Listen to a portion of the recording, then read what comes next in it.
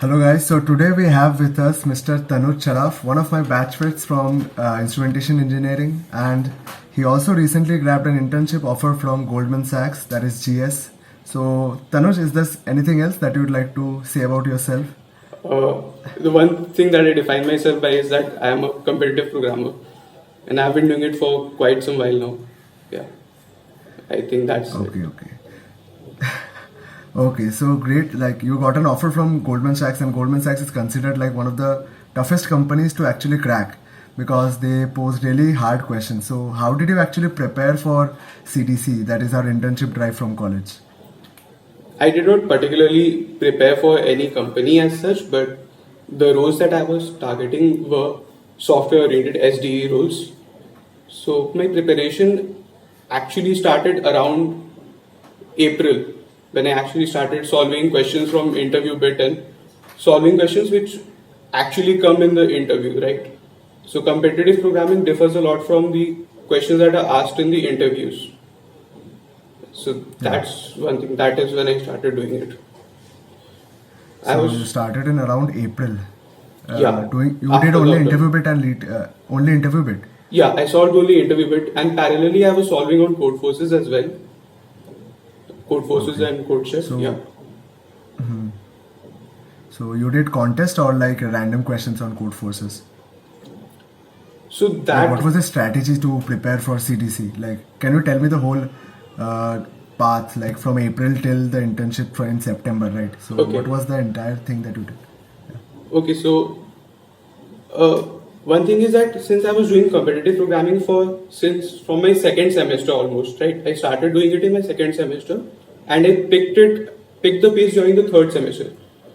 So by the time of April, I was already confident with a lot of data structures and algorithms, and I was regularly doing contests on code forces and practicing on that as well. What differed in So, the what was your rating then?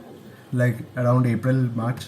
around April, March, I was somewhere in the expert range, somewhere around 1600 or 1700, close to that, Okay. if I remember correctly. I guess so people can see that it's not necessary to be a candidate master or a master to crack these big companies. Absolutely You not. can do so even being an expert, right? Yeah. Yeah, so continue from there. Yeah, in fact, I'm still an expert. I haven't been able to reach candidate master as of yet, but I've been pretty close to it, right?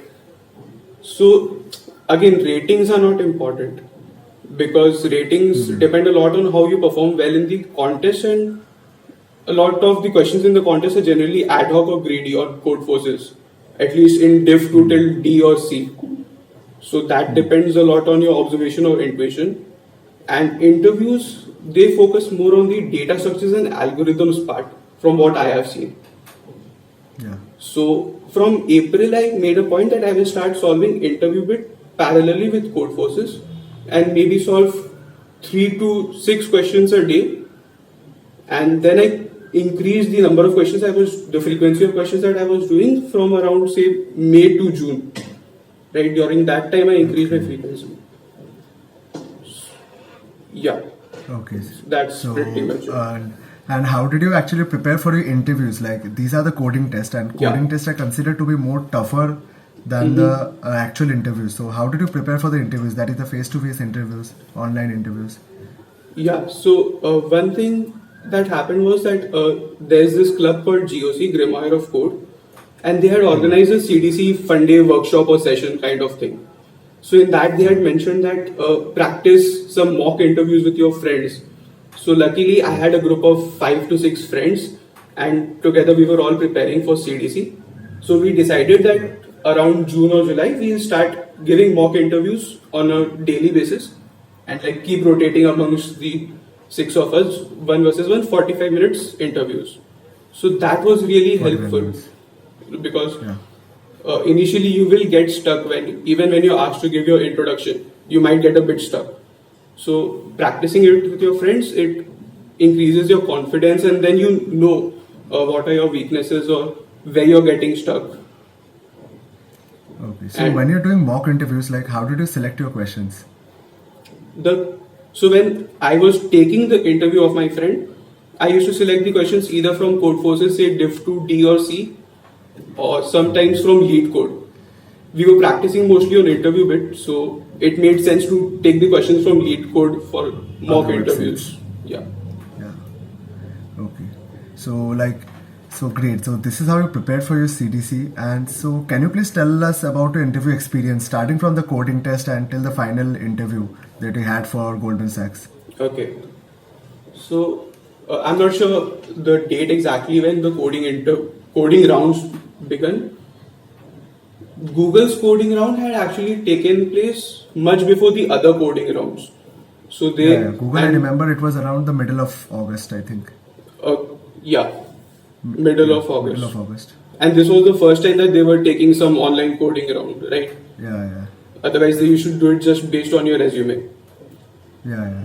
So that was pretty easy. There were only 2 questions, and for all of the people, I remember that the questions were different. Like they had a huge pool of questions from which the This is for Google. This is for Google or Goldman Sachs? Google. Okay. Do tell about your Goldman Sachs interview. Yeah, Google for is sure. fine. And Yeah. then the coding rounds continued for the other companies as well. And mostly the questions that they ask are, if you were to compare it with Codeforces, it would be around diff to C or D. 1 or 2 companies, the questions might be really hard, and you could say that it would be diff to E, but that is generally very rare. And for Goldman Sachs, they had a very different structure of the coding round because they did not have just the data structures and algorithms part. They had multiple sections. Like there was 2 sections of quant, if I remember, and 1 question of HR in which you had to write some essay type questions. And you had some questions on like OOPS and operating systems, and then you had two sections of coding questions as well, DSA part. Okay. Right, and they were considering your CGP as a section as well. And to be eligible for the interviews, they had mentioned that you had to clear around 3 sections. You had to do fairly well in 3 of them.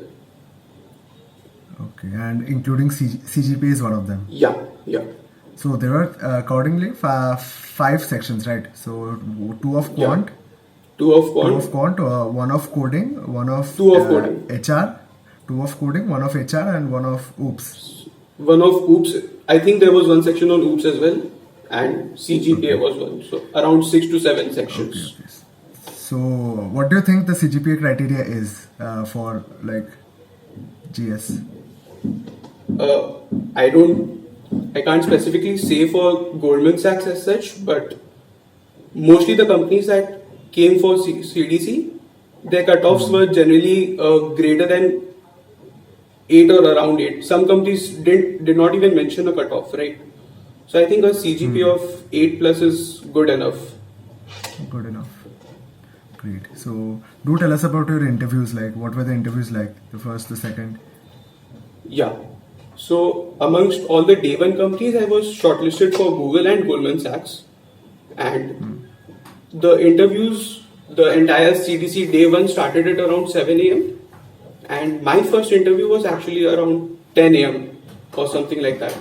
So Google had 2 rounds and Goldman Sachs had 3 rounds. And I went till the final rounds of both the companies, and I was finally selected by Goldman Sachs. So if I were to tell you about the interview rounds of Goldman Sachs, so all the 3 rounds were technical.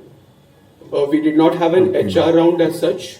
All of them were technical, and for me, the interview mostly revolved around the data structures and algorithms part. Because I think to some extent my resume was also inclined a lot towards that, so they did not ask much questions from other fields. Okay. So can you just go for each interview, like how were the questions, like what were the questions, maybe like what were the topics? Can you just describe if you remember them? Yeah. So I won't go into the details of the questions, but yeah, the topics that they asked were mostly very standard data structures and algorithms, not very advanced or anything as such. Then I remember there were questions from dynamic programming, and in fact in the first round they had asked me to give a mathematical proof for some statement they had mentioned. Like they gave a statement and said like prove that this is always true. right? So you might consider it as a puzzle question or as a mathematical quant question. Then there were questions from topological sorting, disjoint set union, and things like that. Okay. And by advanced data structures, like what do you mean by advanced data structures? Can you give us some examples of advanced data structures? When I talk about advanced data structures, it's mostly useful for competitive programming, not for CDC or interviews as such. Advanced data structures would be like, say, segment trees, sparse tables, and Okay. then you have for the graph algorithms, decompositions, and all. Okay, so basically in the interviews and perhaps in the coding test also, there are no advanced data structures are asked, only the standard ones are asked, and the questions are also very standard, like you said. The questions need not be standard as such. For me, at least, Okay. the questions were standard, or you may say that the questions seem standard to me because given the amount of competitive coding I had done, I had solved a fairly large number of problems. Okay. And what was the like difficulty level if you compare the difficulty level of the coding test and the interviews? I think they were almost at par, or maybe the coding tests were slightly difficult because in interviews, one thing is that you have to code right in front of the person, right, the interviewer, and then if you're making mistakes, you have to debug it on point, and maybe that does add a little bit to the pressure. So I remember that I was asked to code a question and I was making some mistakes in that. So it took me 2 or 3 tries to debug that and finally get the correct output. In coding rounds, that is not the case. And then you can submit your question, submit your solution, and then you can know how many test cases passed and how many did not pass. Then you can try again. And otherwise, the difficulty is slightly higher. Yeah. Yeah. So in the interviews, like what was the format like? Like were you supposed to write in an Google Docs type file where you have to write your code and you cannot, you have to dry check it and you cannot run past a test case. So it was like that. Yeah. That depends on the company. For Google, they prefer using Google Docs, and Goldman Sachs used HackerRank's CodePen, if I remember it. Yeah. CodePen. No, not CodePen. Can you? It is some CodePen. Yeah, CodePen. Okay. And can you test your solutions there? Like, can you test your on code? CodePen you can test.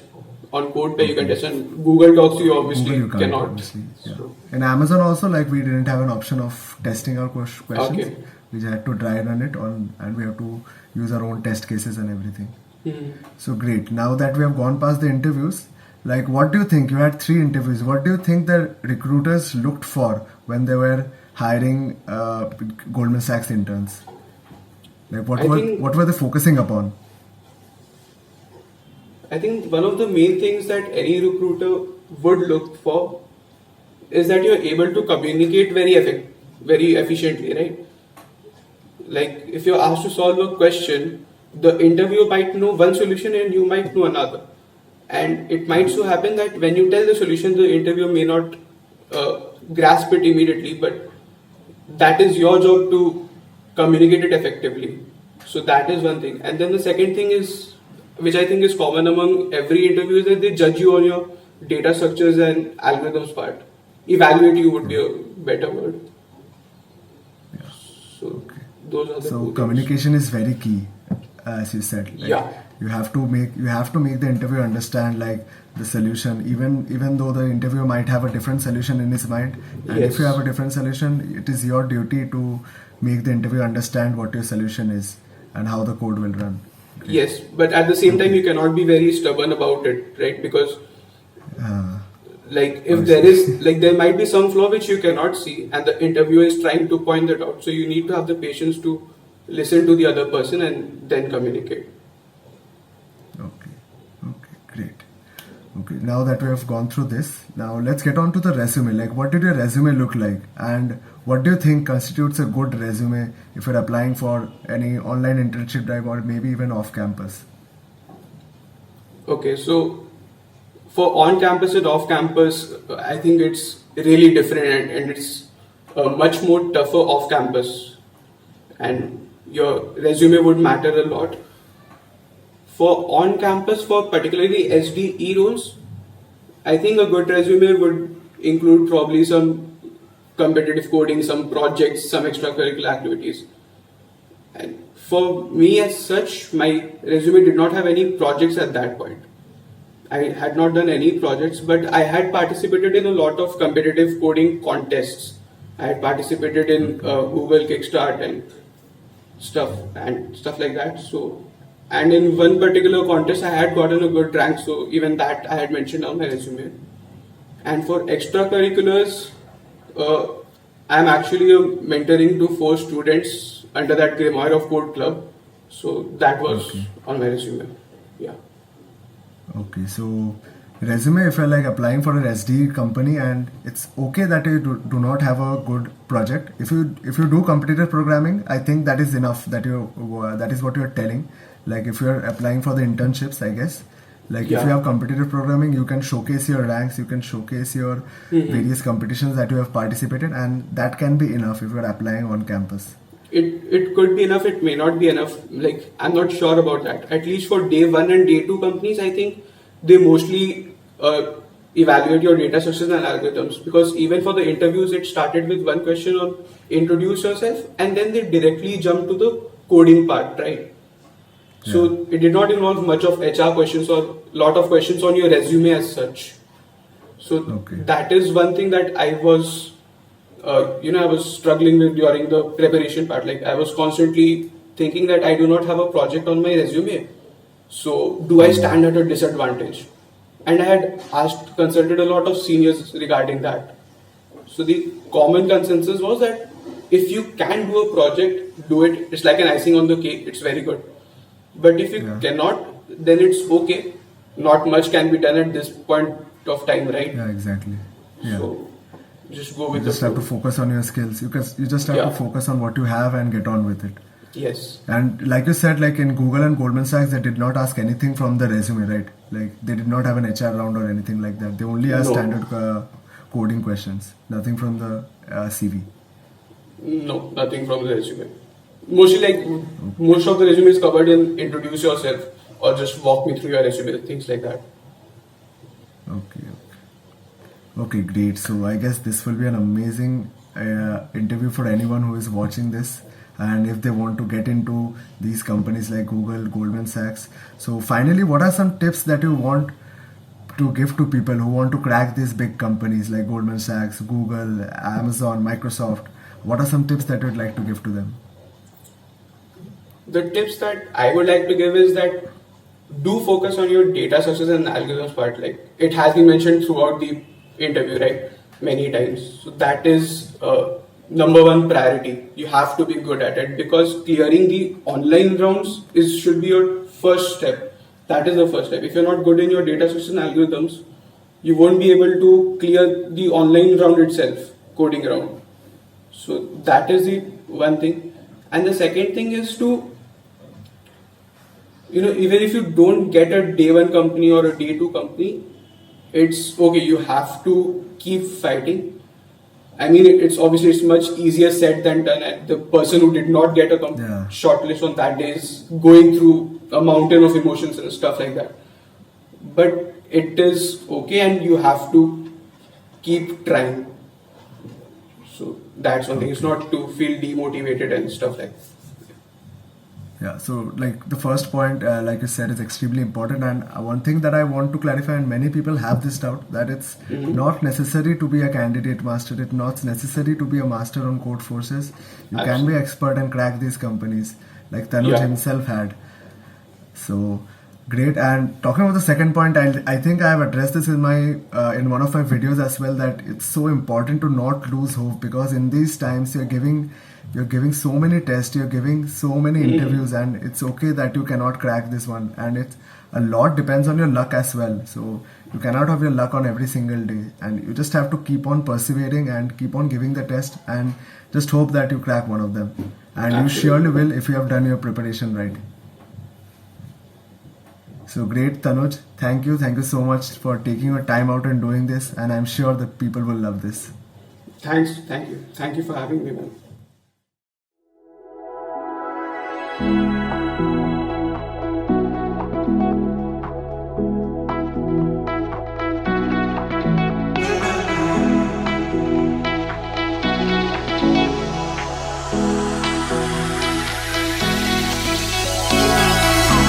those hands and lights get